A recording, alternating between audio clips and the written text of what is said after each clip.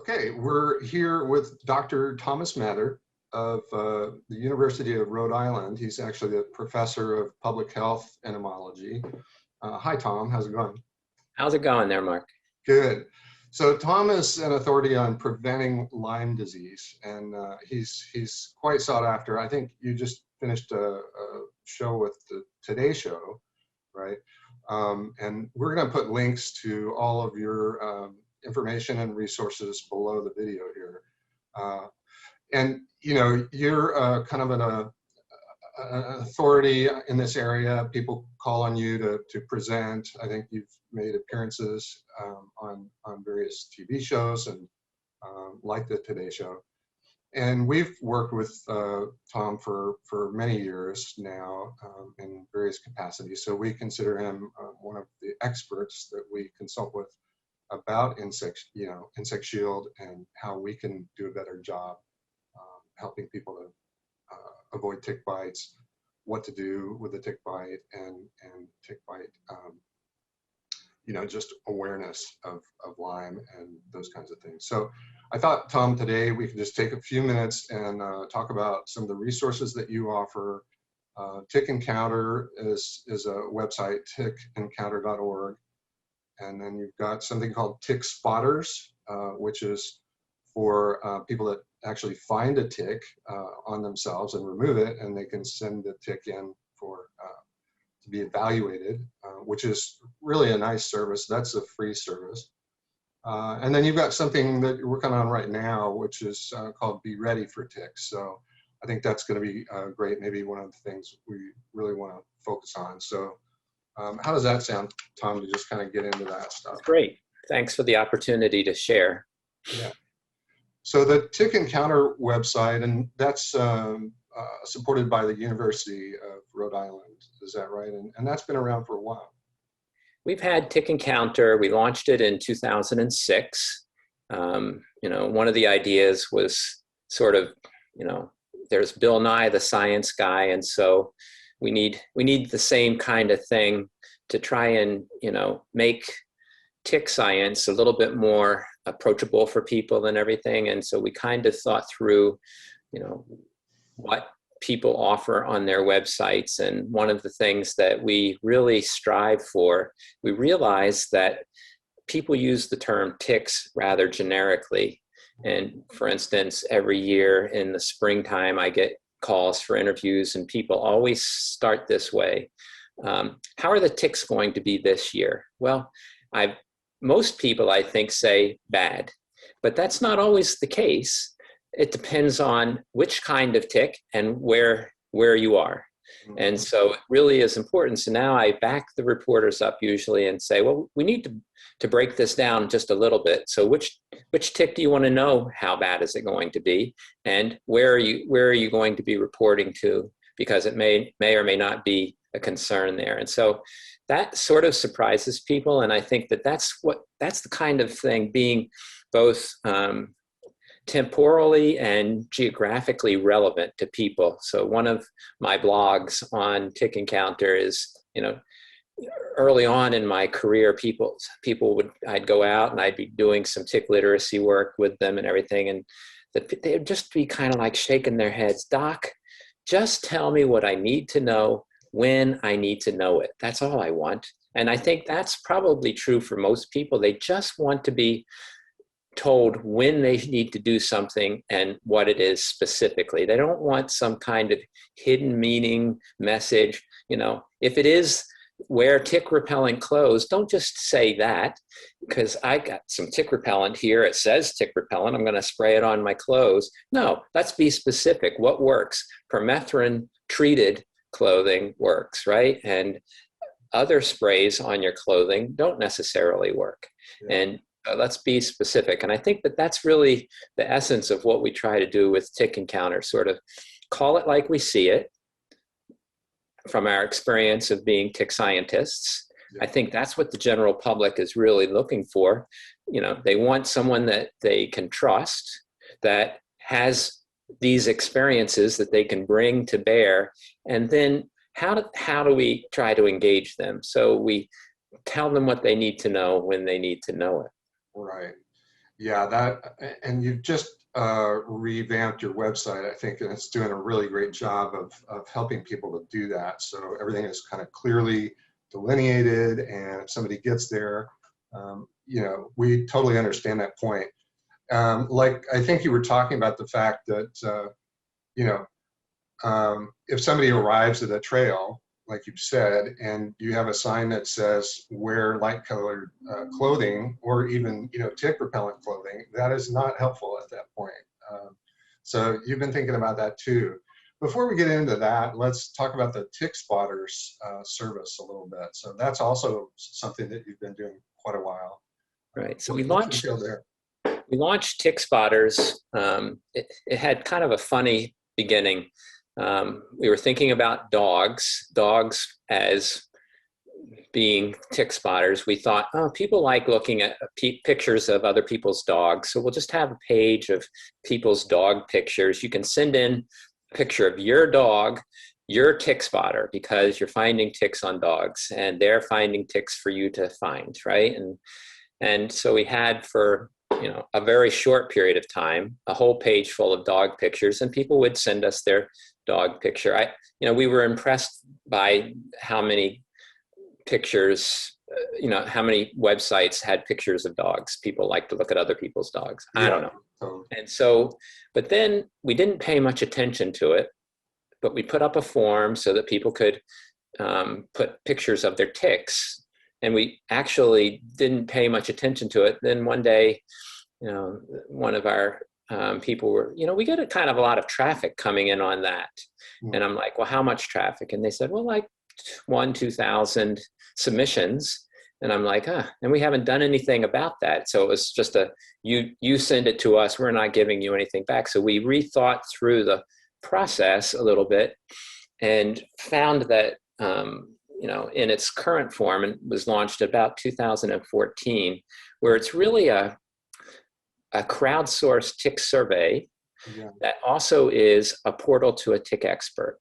So it turns out, where are you going to find somebody to help you? So one of the issues that we've sort of discovered is that over the last 30, 40 years, there used to be this network in America of county extension agents, people that were experts in just about, they weren't experts in any given thing, but they were expert enough in many things that they could be helpful to the average US citizen.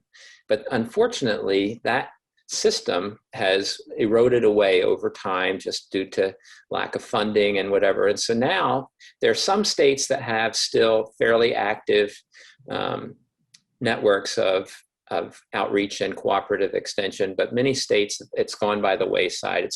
You're hard pressed to find a public health entomologist. Where are you going to find one, right? And so here's an opportunity, again, when you need to know it.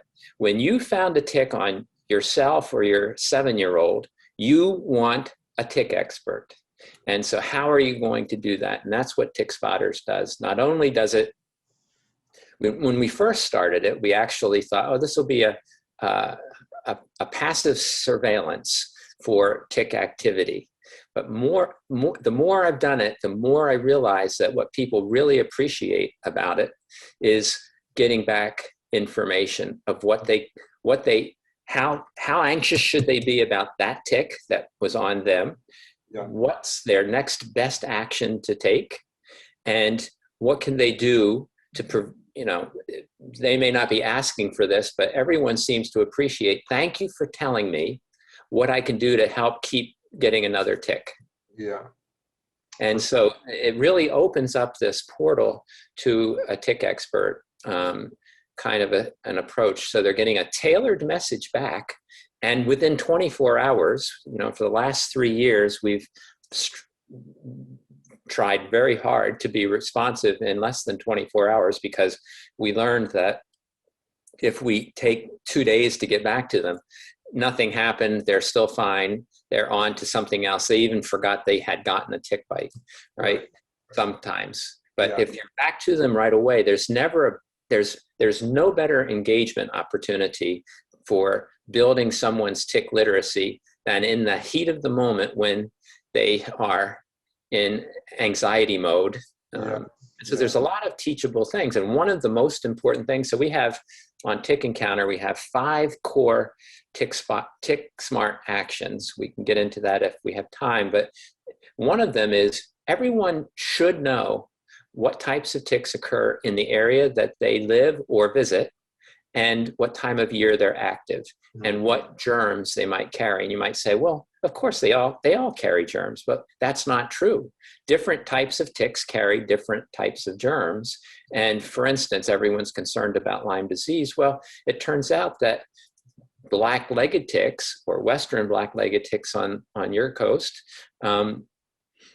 are the ticks that generally are the only ones that transmit the germ that causes Lyme disease. And so someone that gets American dog tick isn't going to get Lyme disease from that tick, but they don't know that until someone tells them. They don't know that that's an American dog tick sometimes until someone tells them. They might have an idea about it, but what we've learned through 8 years of tick spotters is that people's ability to recognize and correctly identify the tick that they have on them is woefully in need of additional training, to put it nicely. Yeah, and that's something that I've noticed. I've been at Insect Shield for about 14, 15 months, and there is a lot of information. I mean, if you start Googling, to find out about ticks, it's not all authoritative information, and you're not getting through to an actual tick expert. And those websites don't have something that you can, send in to get more info or anything like that. So a lot of the lists say nothing about permethrin treated clothes, for example.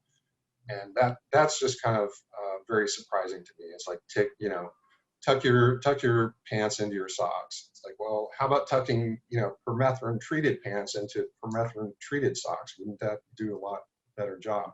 So anyway, I think this is awesome what you're offering. And along those lines, of telling people what they need to know when they need to know it, you've come up with a kind of a new idea here called Be Ready for Ticks. So let's talk about that a little bit, what you're doing there. I think that's got a lot of potential for growth. Yeah, I agree, Mark. We're really excited about this concept, and we're just at the beginning phases of it now. We're actually looking for some early adopters and people that are willing to think about using it. We hope that someone might be watching this and they say, oh, that would work well for my park or my dog park or something. We need this kind of information out there. So here's the scenario that happens there. And I have to admit, it wasn't necessarily my idea, but one of my very clever project managers said, I was out of the country for years, and now I came back, and it's like we wanted to go for a hike with the family and everything, but there was a sign that said, warning ticks. It's like, and what did it say? It said, wear light colored clothing. Well, we drove to this place, saw this sign, and then I start looking around. Well, where's the rack of light colored clothing? Because there's nothing I can do about it at this point, right? It's like you look down, oh man, crap, I'm wearing blue jeans. What do? You pack the kids back in the car and go home? It's like, really? It's like, no. So our Be Ready for Ticks campaign is, it's a sign that's driven by a QR code. Everyone now, after the COVID pandemic, knows how to use QR codes if they ever wanted to get something from a menu or something. So hands-free, right? So we're all about. Which is just to say, for folks that maybe haven't heard of a QR code, it's the kind of little square it looks like just a dot pattern or something. And now you can hold your camera up to it, and it will read that, and it'll take you to a website. Yeah. So in this case, it takes you to a Be Ready for Ticks page on TickEncounter that tells you what you could do right now. You're standing in front of the sign and it says, warning, ticks. What could I do right now? And, then it also will tell you, what could I do when I get home? Mm-hmm. It also tells you, what can I do if I find a tick? Mm-hmm. you can go to tick spotters. And it also tells you, well, what can I do to be ready for ticks before I go out again? Right. Like now you have time to get some permethrin treated clothing and wear that the next time, so you're ready for ticks. And so this concept of, it's built into just tell me what I need to know when I need to know it. And a great story came up, for me, maybe a little bit less than a month ago now. I was going tick collecting at a location, and there was a kiosk and there was a sign, not our sign, unfortunately, but the people were looking at the trail map and everything. It was a grandpa, his daughter, and a 7-year-old. So it's a nice range of ages. And so I was busy getting ready to go tick collecting. And so I sort of saw them, and I thought for a second, and I was getting ready to walk past them, and I turned back and I said, make sure you walk in the middle of the trails. And the grandpa looked at me kind of weird, and he goes, why? And I said, well, there's ticks out there. If you get too close to the edge, you're likely to encounter them. And I had my tick flag, and so I put it down on the edge right where we were standing. I lifted it up, and I looked, and there was a little nymphal black-legged tick there. And I said, and this is what you would have to find. And they were aghast. I'm surprised they didn't turn around and go home. And the mother said, well, what can we do? And I said, and I pointed to her and I said, well, one thing, you could all tuck your shirts in. And she couldn't have tucked her shirt in faster. She jamming her shirt into her tight shorts. And I'm like, okay. And then make sure you walk in the middle of the trail. And then it, like this little light bulb went off in my head, because I knew they could go online and see that. And so I said, I can show you. And so I said, here, just go to TickEncounter.org. Right on our homepage right now, we have this thing. We'll link to this new campaign. And so she did. And I said, what's the first thing say? And she scrolled down and she said, tuck your shirt in. I said, check, you did it. And walk in the middle of the trails, check, you're going to, right?